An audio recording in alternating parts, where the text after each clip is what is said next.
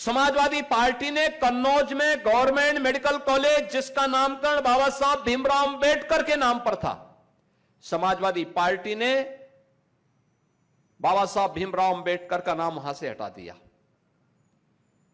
भदोई जनपद जो संत रविदास जी के नाम पे था, समाजवादी पार्टी ने उस नाम को हटा दिया।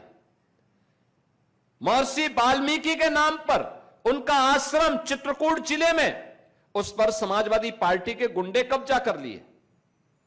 जब भारतीय जनता पार्टी की सरकार आई, हमने कन्नौज मेडिकल कॉलेज का नामकरण फिर से बाबा साहब भीमराव अंबेडकर के नाम पर किया। हम लोगों ने चित्रकूट में महर्षि वाल्मीकि के आश्रम पे जो समाजवादी पार्टी के गुंडों का कब्जा था, उसको उससे मुक्त करवाया। पहली बार गरीब कल्याणकारी योजनाओं का लाभ इतने व्यापक पैमाने पे देश भर में हर वंचित को, हर दलित को, हर गरीब को, हर महिला को, हर पिछड़ी जाति के व्यक्ति को और समाज के अंतिम पायदान पर बैठे हुए व्यक्ति को उन योजनाओं का लाभ देने का काम अगर किसी ने किया है तो वह भारतीय जनता पार्टी की डबल इंजन की सरकार है। पहली बार यह हुआ है जब देश के अंदर, क्या गरीब हो, क्या किसान हो, क्या युवा हो, क्या महिलाएं हो, इन सभी के हितों के लिए ईमानदारी से योजनाएं बनी, उन्हें जमीनी धरातल पर उतारने का काम भी हुआ। लेकिन इनके बारे में बोलेगा कौन? क्योंकि विपक्ष शरारतपूर्ण तरीके से नेगेटिव नैरेटिव को सेट करने के लिए नकारात्मकता पैदा करने का निरंतर प्रयास करेगा और उस नकारात्मकता को रोकने का भी, और चुनाव की दृष्टि से अपनी सबसे छोटी इकाई यानी नींव के पत्थर को मजबूत बनाने की दृष्टि से भी ये बूथ वेरिफिकेशन से जुड़े हुए विधानसभा स्तरीय सम्मेलन अत्यंत महत्वपूर्ण है। याद रखना, वे तमाम प्रकार से भ्रम की स्थिति पैदा करने का प्रयास कर रहे हैं, तमाम प्रकार से भ्रम की स्थिति पैदा करने का प्रयास कर रहे हैं। याद करिए, समाजवादी पार्टी, जब भारतीय जनता पार्टी आज से 4 वर्ष पहले जब रन फॉर यूनिटी के कार्यक्रम के साथ जुड़ी हुई थी, लौह पुरुष सरदार वल्लभ भाई पटेल की जयंती के अवसर पर 31 अक्टूबर को भारतीय जनता पार्टी ने हर जनपद में रन फॉर यूनिटी का कार्यक्रम रखा था। समाजवादी पार्टी उस दिन जिन्ना को महिमामंडित कर रही थी। देखिए, दोनों में 360 डिग्री का अंतर है। एक है लौह पुरुष सरदार वल्लभ भाई पटेल, जो भारत की एकता और भारत की अखंडता के शिल्पी हैं, और एक हैं मोहम्मद अली जिन्ना, जिन्होंने भारत को 2 भागों में बांटने का शरारतपूर्ण और पाप कर्म किया था। जिन्ना को सम्मानित करने का काम समाजवादी पार्टी करती है, लेकिन लौह पुरुष सरदार वल्लभ भाई पटेल के नाम पर दुनिया के अंदर उनकी सबसे बड़ी प्रतिमा को स्थापित करने का काम प्रधानमंत्री मोदी जी के नेतृत्व में केवड़िया, उनकी जन्मभूमि गुजरात में होता है। भारतीय जनता पार्टी 31 अक्टूबर के दिन हर वर्ष राष्ट्रीय एकता दौड़ के नाम पर लौह पुरुष सरदार वल्लभ भाई पटेल का स्मरण करती है। यानी महापुरुषों को सम्मान देने का काम हो या फिर लोक कल्याणकारी योजनाओं का लाभ बिना भेदभाव के समाज के प्रत्येक तबके तक पहुंचाने का काम। अगर उत्तर प्रदेश के अंदर ही हम देखें, उत्तर प्रदेश के अंदर कौन सा ऐसा तबका है जिसके लिए योजना ना बनी हो? कौन सा ऐसा तबका है? गरीब को राशन की सुविधा का लाभ, हर गरीब के घर में बिना भेदभाव के शौचालय निर्माण का कार्य, हर गरीब के घर में, हर गरीब के सिर को ढकने के लिए एक छत का निर्माण, स्ट्रीट वेंडर, फुट यानी फुटपाथ पर पटरी व्यवसायियों के हितों के लिए पीएम स्वनिधि योजना हो, ग्रामीण क्षेत्र में आबादी की लैंड पर स्वामित्व योजना का लाभ घरौनी देकर के किए गए कार्य हो, हर गरीब को राशन की सुविधा का लाभ हो, आयुष्मान भारत में हर गरीब के पास 5 लाख रुपए की आयुष्मान भारत के कार्ड के माध्यम से 5 लाख रुपए की स्वास्थ्य कवर देने का कार्य हो, या फिर उज्ज्वला योजना में रसोई गैस का कनेक्शन उपलब्ध करवाने की उपलब्धता। क्या कर रहे थे कांग्रेस की यूपीए सरकार? आप में से बहुत सारे लोग जानते होंगे, जो नए लड़के होंगे उनको संभवतः स्मृति नहीं होगी, क्योंकि नए 25 वर्ष से नीचे के नौजवान उन स्थितियों से नहीं गुजरे होंगे, क्योंकि 12 वर्ष पहले यही होता था। रसोई गैस का कनेक्शन नहीं मिलता था, दुर्लभ था, कठिन था। अगर आपको कनेक्शन लेने हैं 25 से 50 हजार रुपए की घूस दो। आपने कनेक्शन ले भी लिया, उन स्थितियों में आपको रसोई गैस नहीं मिलती थी। लेकिन पहली बार देश के अंदर 12 करोड़ और यूपी के अंदर 2 करोड़ परिवारों को फ्री में एलपीजी के रसोई गैस के फ्री में कनेक्शन उपलब्ध हुए हैं, फ्री में उपलब्ध हुए हैं।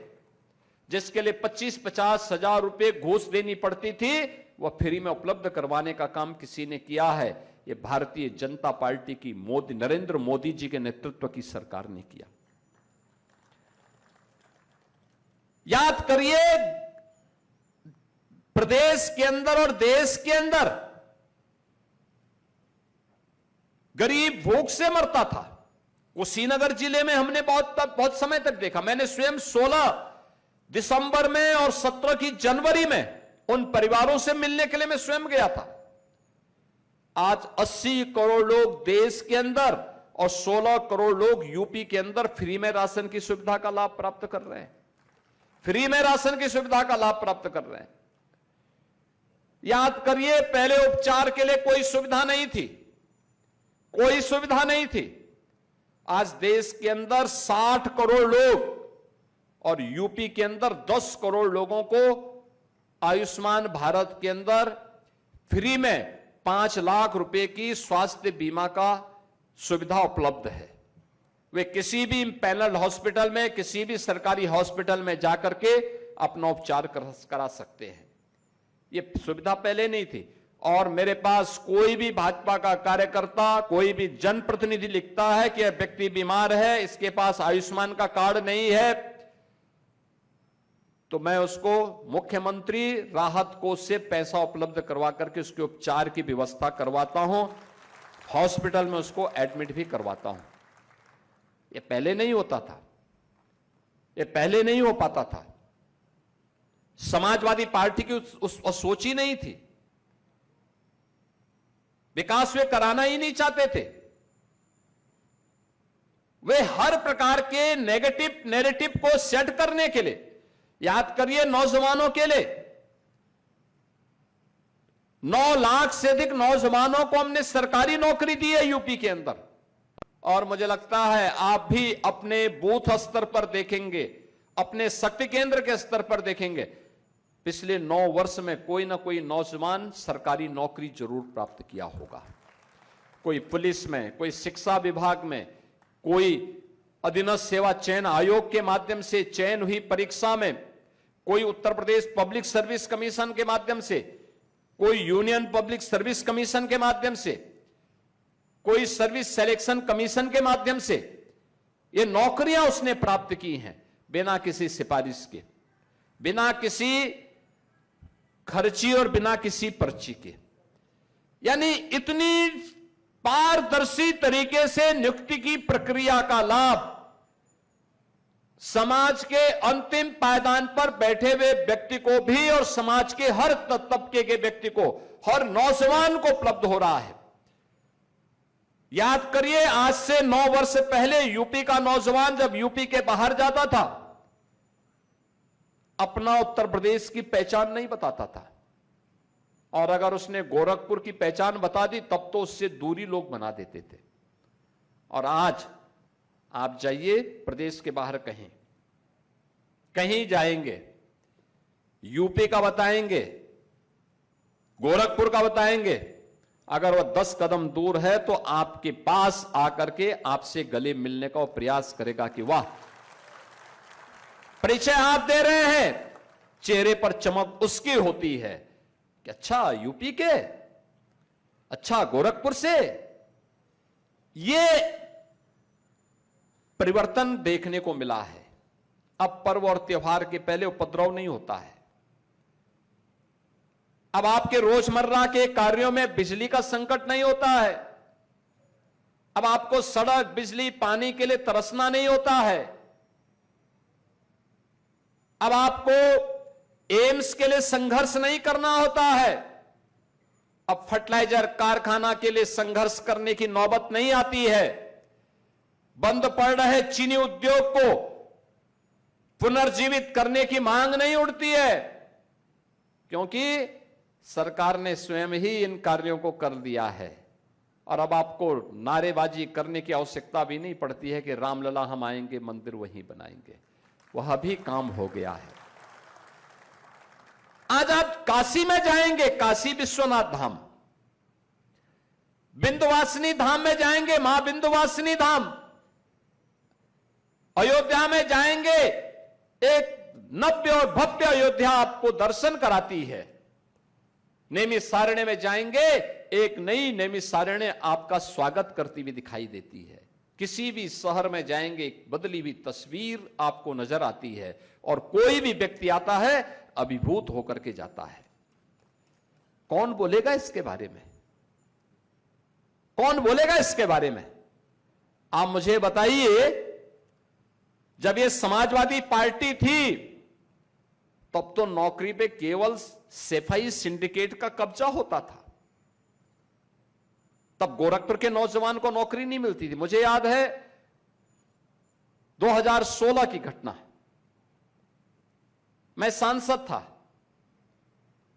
मैं मानीराम से होकर के जंगल कौड़िया की तरफ जा रहा था, सड़क जाम था। मैंने कहा भी क्यों सड़क जाम है? पता लगा चूंठा एक गांव पड़ता है जंगल कौड़िया और मानीराम के बीच। पता लगा वहां के एक नौजवान ने सुसाइड किया है। तो मैं गाड़ी से उतरा, मेरा संसदीय क्षेत्र था। अब रवि किशन की तरह तो व्यस्त में नहीं रहता था ना, तो मैं गाड़ी से उतरा, तो गाड़ी से उतर करके मैं पैदल वहां चला गया। मैंने पूछा भाई क्या हो गया? उन्होंने कहा साहब ये नौजवान पुलिस में भर्ती हुआ, पुलिस में इसका सिलेक्शन हो गया था, इसने रिटन टेस्ट पास किया, इसका मेडिकल फिटनेस सब, फिजिकल और मेडिकल दोनों पास किया। इसकी सूची में पहले नाम था, अंतिम सूची में नाम काट दिया गया। मां बाप का अकेला बेटा था, और जब भर्ती नहीं हो पाया, कोई कमाने वाला नहीं है, नहीं भर्ती हो पाया, तो उसने घर में आकर के सुसाइड कर दिया। कौन है इस पाप का जिम्मेदार? वो अभी पिछड़ी जाति का नौजवान था, पिछड़ी जाति का नौजवान था। आपको पता नहीं,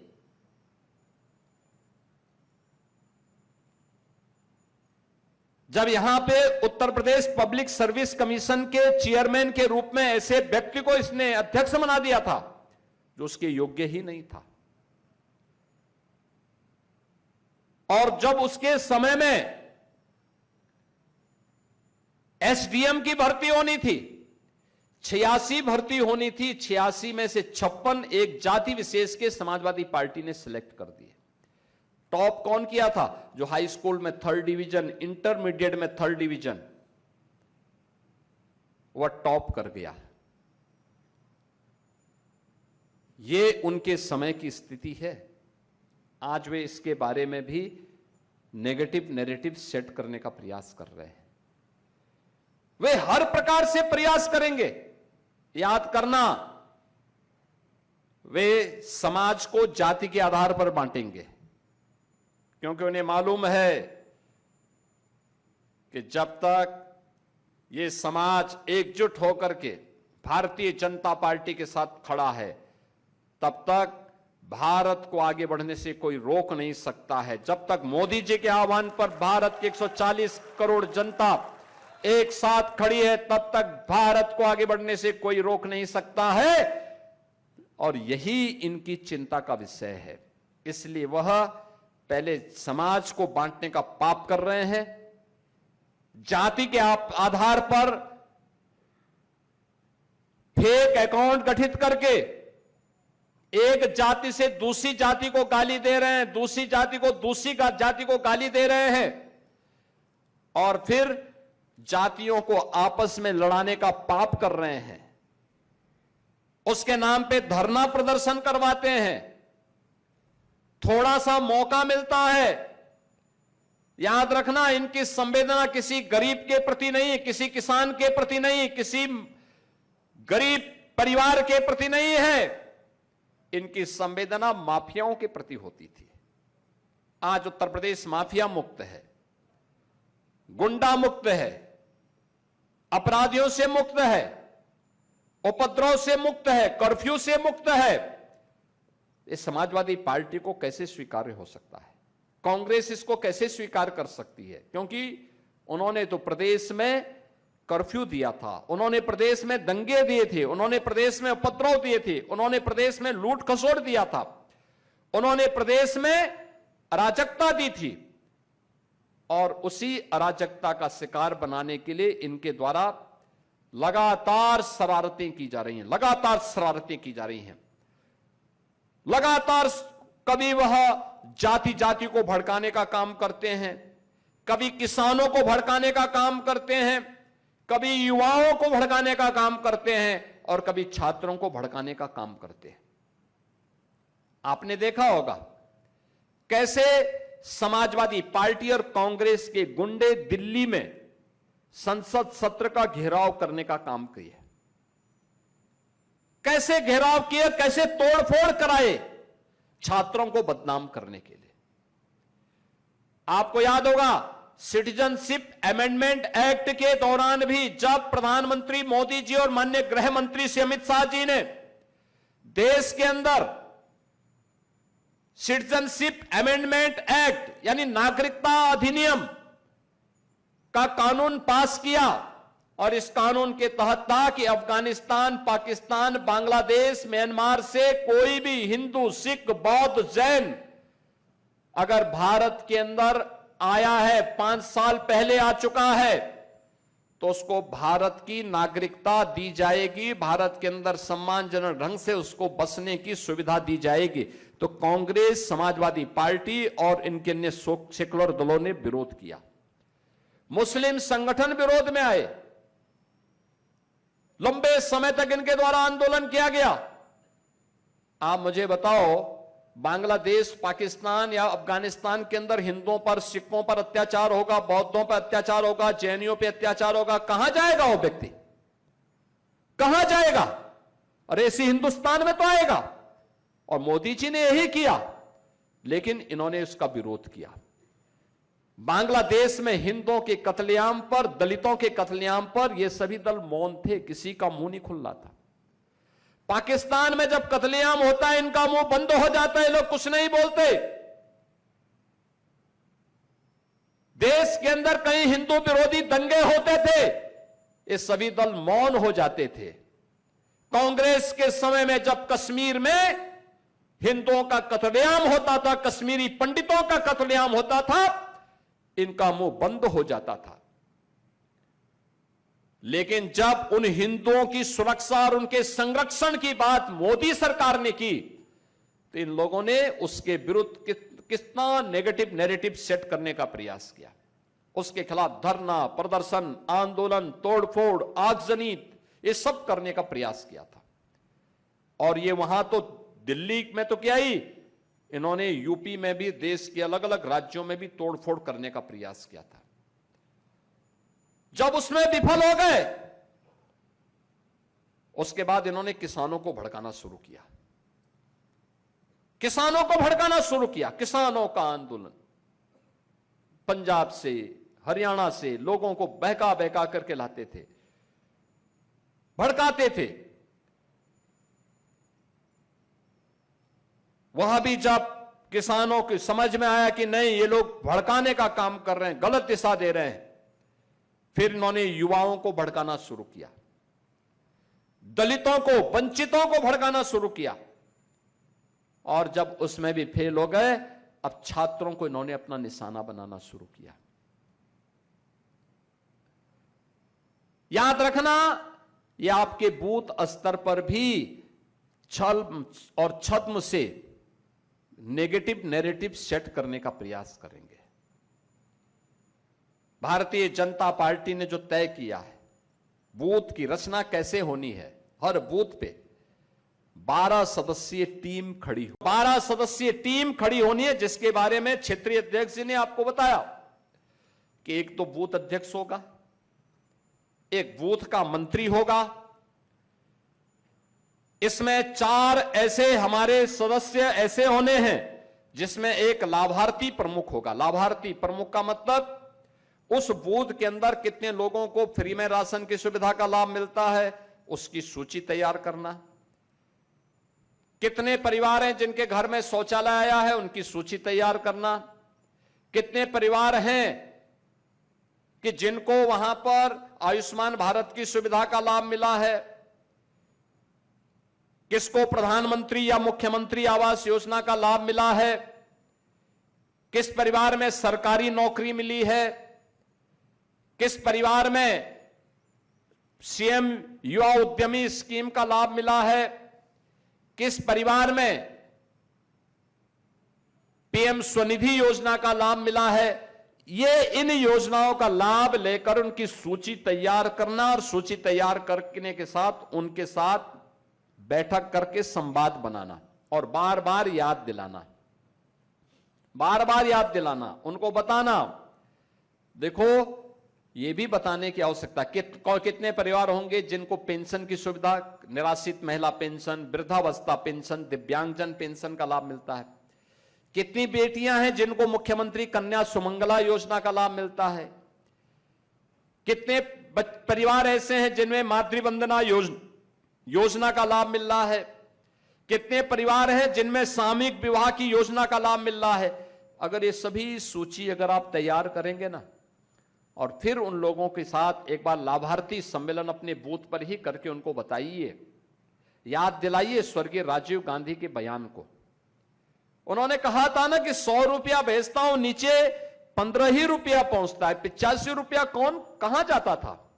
ये 85 रुपया ये सब गुंडे और दलाल खा जाते थे, जो कांग्रेस और समाजवादी पार्टी के नाम पे प्रदेश को लूटे हैं, देश को लूटे हैं, यही खा जाते थे। ये पैसा आज जब मोदी जी क्लिक करते हैं या मुख्यमंत्री के रूप में मुझे लखनऊ में उसको दबाने का अवसर प्राप्त होता है, एक साथ करोड़ों परिवारों को एक साथ उस योजना का लाभ प्राप्त होता हुआ दिखाई देता है। यही है सुशासन। अगर हमने 100 रुपया भेजा है दिल्ली से मोदी जी ने या लखनऊ से मैंने, तो 100 रुपया उस लाभार्थी के खाते में सीधे जाता है, सीधे उसके खाते में जाता है। पहले नहीं होता था।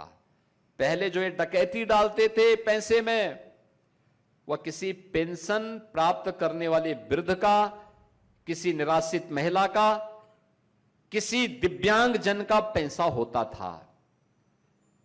वह पैसा किसी गरीब के राशन का पैसा होता था, किसी छात्र के छात्रवृत्ति का पैसा होता था, किसी स्ट्रीट वेंडर को मिलने वाले लाभ का पैसा होता था, और वह पैसा किसी गरीब कन्या की शादी के लिए सरकार के द्वारा जो अनुदान दिया जाता, या किसी गरीब के मकान को बनाने के लिए पीएम आवास योजना का लाभ दिया जाता, उसका पैसा होता था। वह पैसा उनको नहीं मिल पा रहा था, उन लाभार्थियों को बताइए। पहले यही पैसा तो सपा और कांग्रेस के लोग खा जाते थे।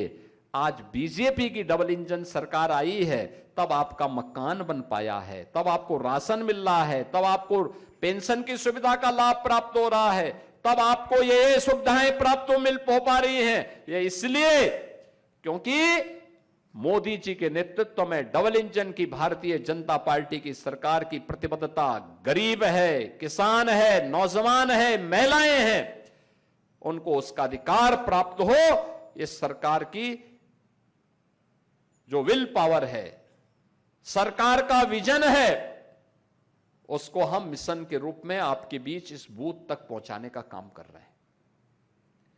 ये सब आप जब उनको बताएंगे तब जाकर के उनकी समझ में आएगा कि वास्तव में है क्या। आपको यह भी उनको बताना पड़ेगा। पहले विकास नहीं होता था, अब गोरखपुर में आपसे ज्यादा कौन जानता है। गोरखपुर ग्रामीण वाले होते तो कार्यकर्ता जानते हैं। तरकुलानी में रेगुलेटर की मांग 1956 से हो रही थी, लेकिन रेगुलेटर बना तब जब प्रदेश में भारतीय जनता पार्टी की सरकार बनी। ये बनी तभी, और नहीं तो क्या होता था, पूरा जल जमाव, शहर से सटा हुआ। अब तो पता ही नहीं लगता है मुझे, जब उस सड़क की तरफ मैं देखता हूं, उधर मैं देखता हूं, तो ऐसे लगता है जैसे गोरखपुर महानगर का विस्तार हो गया। वहां तक कितनी दूरी तक हो गया, चारों तरफ अच्छी सड़क, 4 लेन की कनेक्टिविटी, लोगों की बसावट, जमीनों के दाम बढ़ गए, नई नई कॉलोनियां बस रही हैं, लोगों के जीवन में परिवर्तन हो रहा है। कोई शीश महल बना रहा है तो कोई अच्छे होटल भी बना रहा है, कोई फिल्मों में शूटिंग कर रहा है और कोई फिल्मों की शूटिंग की लाइन में भी खड़ा है। यही तो है आज आपकी पहचान। अब गोरखपुर को बाद लोग अच्छी निगाहों से देखते हैं, अच्छी निगाहों से देखते हैं, और उसी अच्छी निगाह के कारण आज ये परिवर्तन यहां देखने को मिला है। लोगों को बताने की आवश्यकता है। इनके द्वारा तमाम प्रकार से अन्य लोगों को भी निकाल करके उनके द्वारा छोटी छोटी बैठकों का आयोजन भी किया जाएगा विपक्ष के द्वारा। हमें उसके प्रति सतर्कता बरतनी है, लोगों को बताना है। और इसके बारे में जो भारतीय जनता पार्टी ने लाभार्थी प्रमुख के रूप में एक कार्यकर्ता को उसी बूथ पर जिम्मेदारी देनी है। एक को मन की बात हर महीने अंतिम रविवार के दिन प्रधानमंत्री मोदी जी के मन की बात का कार्यक्रम आयोजित होता है। उस बूथ में बैठक करके उस कार्यक्रम को सुनना, महत्वपूर्ण बातों को नोट करना, और उस बूथ पर जुड़े हुए किसी महत्वपूर्ण उपलब्धि है तो मन के बात के लिए आप उसको भी भेज सकते हैं। हो सकता है कोई विशिष्ट कार्य हुआ हो, या आपके माध्यम से हुआ हो, या किसी ने किया है, और उनका विस्तार से अगर आप प्रधानमंत्री जी के यहां भेज देंगे तो अगली बार मन के बात में प्रधानमंत्री जी उसका भी उल्लेख करेंगे, उसका वेरिफिकेशन होगा, फिर उसके बाद जरूर होगा। व्हाट्सएप ग्रुप बनाना, याद रखना डिजिटल मीडिया के ताकत को आज के दिन पे हमें समझना होगा। सोशल मीडिया प्लेटफॉर्म को हमें समझना होगा। नेगेटिव नैरेटिव कैसे सेट होता है। एक रात्रि में 200 मिलीमीटर की बारिश हो जाए, कोई भी शहर जल प्लावित होता है। गोरखपुर में 3 दिन पहले मूसलाधार बारिश होती है, कुछ जगहों पर पानी जल जमाव हुआ और उसको नेगेटिव तरीके से प्रस्तुत करने का प्रयास हुआ।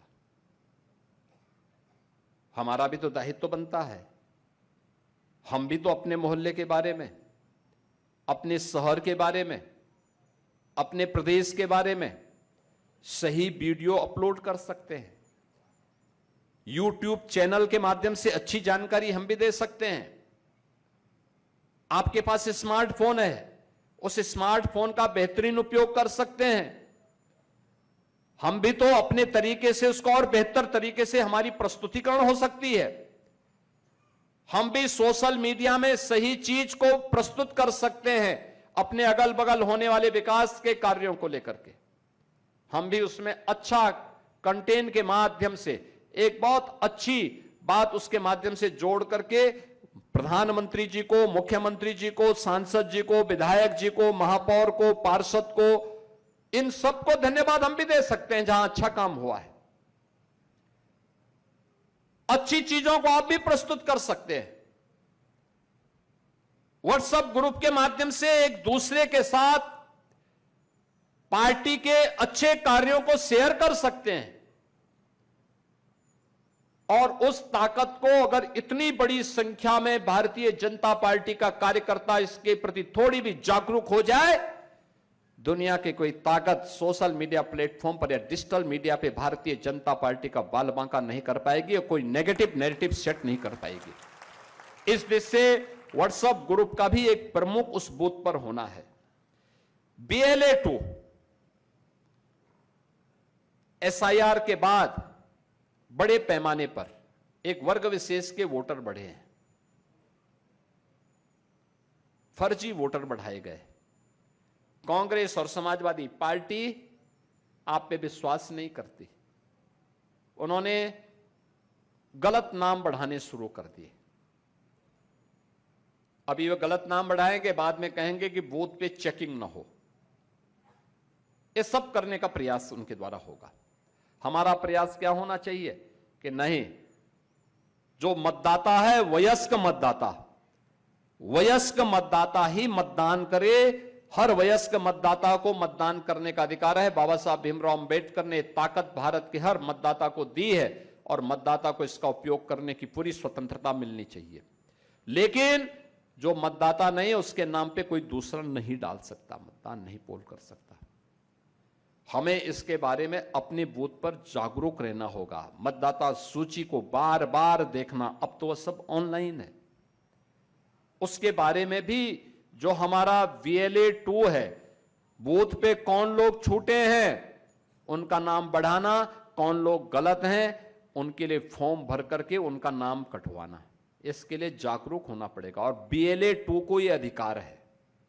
भारतीय जनता पार्टी और भारत निर्वाचन आयोग ने यह अधिकार BLA-2 को दिया है उस बूथ के अंदर। इसके लिए हमें BLO के इंतजार नहीं करना है, इसके लिए हमें किसी अन्य की इंतजार नहीं करना है, आपको स्वयं भी इसके बारे में तय करना है। 3 महिला सदस्य उस बूथ के अंदर जो सक्रिय हो, विचारधारा के साथ जुड़ी हुई हो, ऐसी 3 महिला सदस्य कौन होंगी यह भी तय करना। और 3 अन्य सदस्य हमें उस बूथ के अंदर देने चाहिए। याद करना, अनुसूचित जाति से जुड़े हुए, पिछड़ी जाति से जुड़े हुए और अन्य ऐसे तबके से जुड़े हुए समूह को भी हम जरूर अपने बूथ के अंदर स्थान दें, उनको अपने कार्यक्रमों का हिस्सा बनाएं।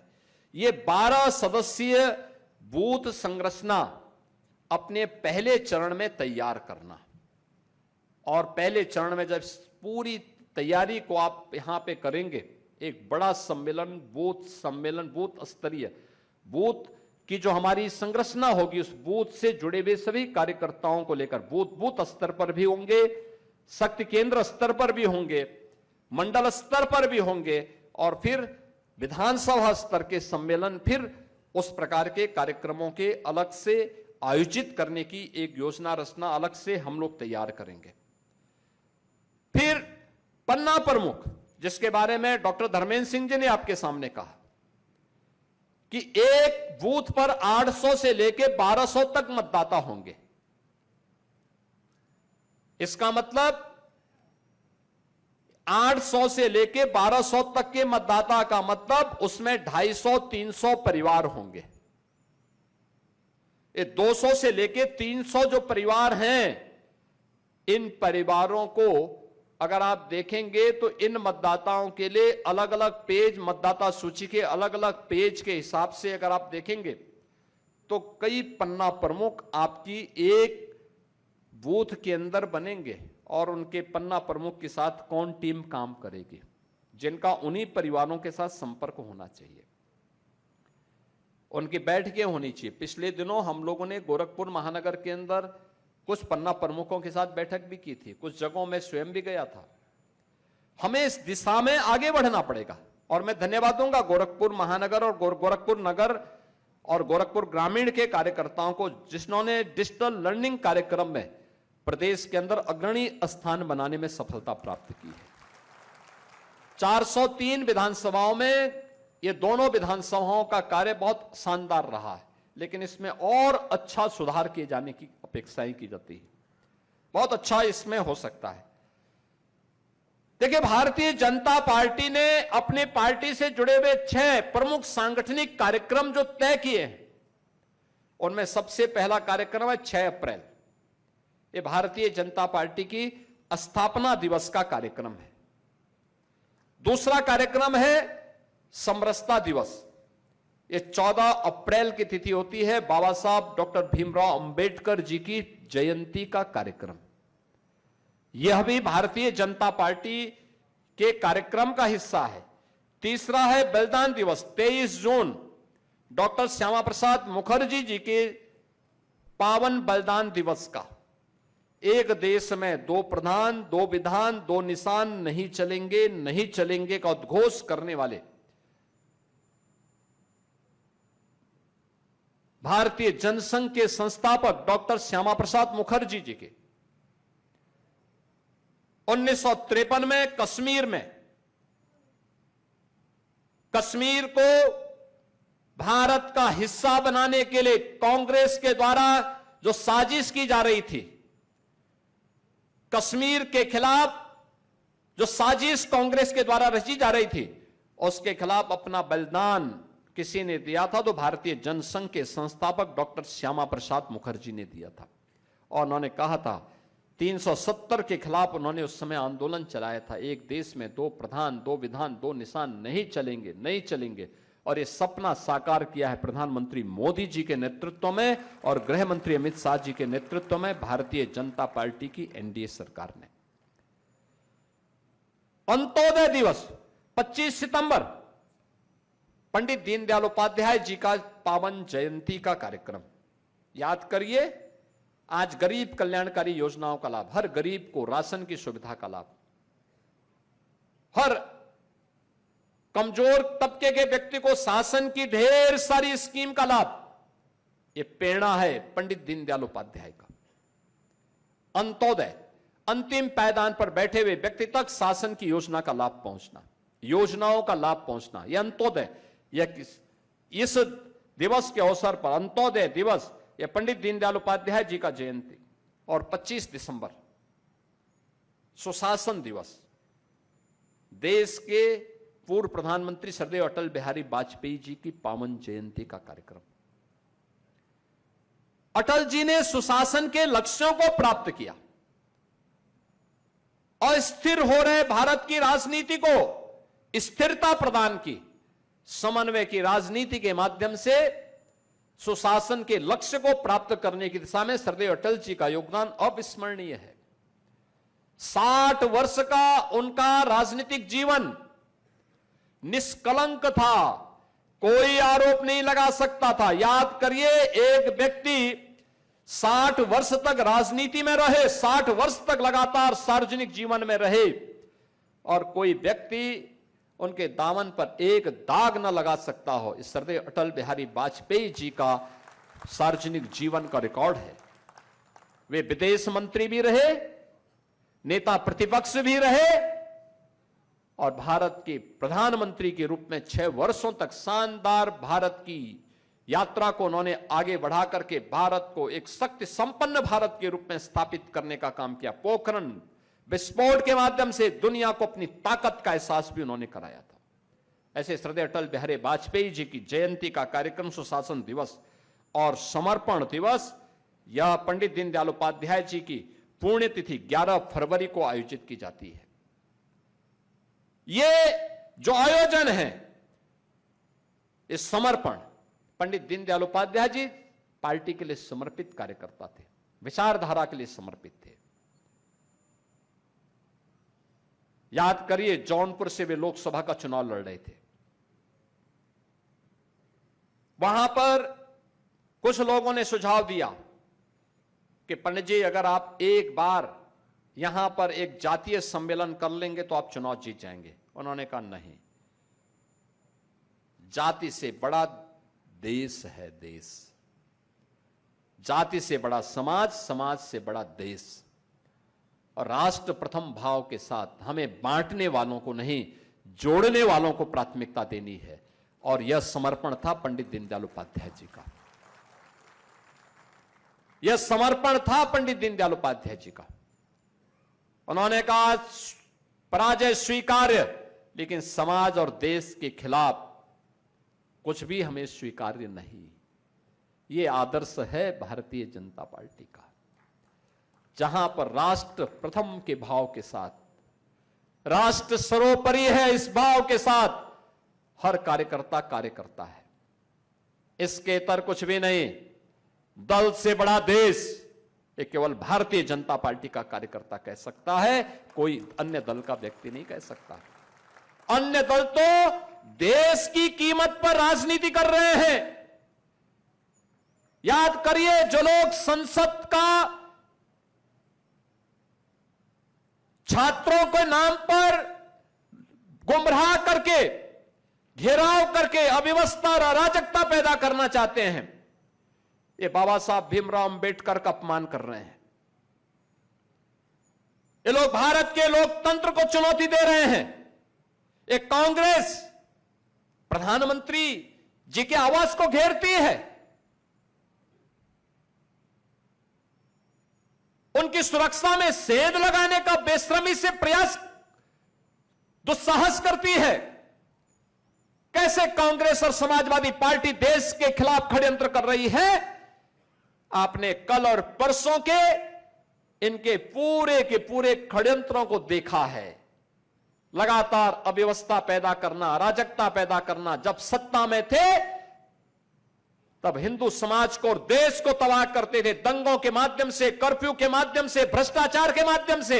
और आज विपक्ष में हैं तो विदेशी पैसे के बल पर देश में अराजकता पैदा करना चाहते हैं, समाज को बांटना चाहते हैं। उसी प्रकार की अराजकता, क्योंकि अब इन्हें मालूम है नए भारत में दंगा नहीं हो सकता, कर्फ्यू नहीं लग सकता, तो अब नेगेटिव नैरेटिव के माध्यम से अव्यवस्था और अराजकता पैदा करना चाहते हैं। एक एक जागरूक नागरिक को, एक एक जागरूक कार्यकर्ता को इसके प्रति सतर्क बनना पड़ेगा।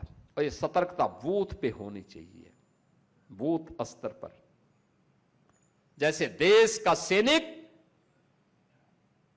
सीमाओं पर रक्षा करता है, तब हम चैन की नींद सोते हैं। जब आप अपने बूथ पर सजग होंगे, सतर्क होंगे, योजना रचना सही ढंग से बनाएंगे, तब लखनऊ और दिल्ली में अच्छी योजनाएं बन पाएंगी। तब देश सुशासन के स्वाद को सुरक्षित महसूस करते हुए एक लंबी यात्रा को आगे बढ़ा पाएगा। तब 140 करोड़ लोगों के भविष्य को उज्जवल बनाने के लिए मोदी जी के नेतृत्व में हम एक नए प्रतिमान को स्थापित कर पाएंगे। और वह कार्यक्रम हम लोगों को इस कार्यक्रम के माध्यम, इस प्रकार की योजना रचना के माध्यम से तय करना होगा। मैं अभिनंदन करूंगा आप सबका। मैं देख रहा था सभी 457 बूथों पर, एक एक बूथ को मैं देख रहा था, एक एक बूथ को।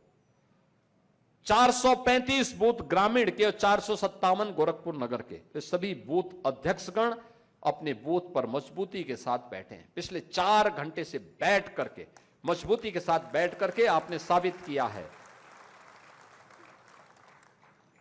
कि आप गोरखपुर की सड़कों पर, गोरखपुर की समस्याओं को लेकर के मेरे साथ सड़कों पे आंदोलन भी कर सकते हैं और शांतिपूर्ण और धैर्यपूर्ण तरीके से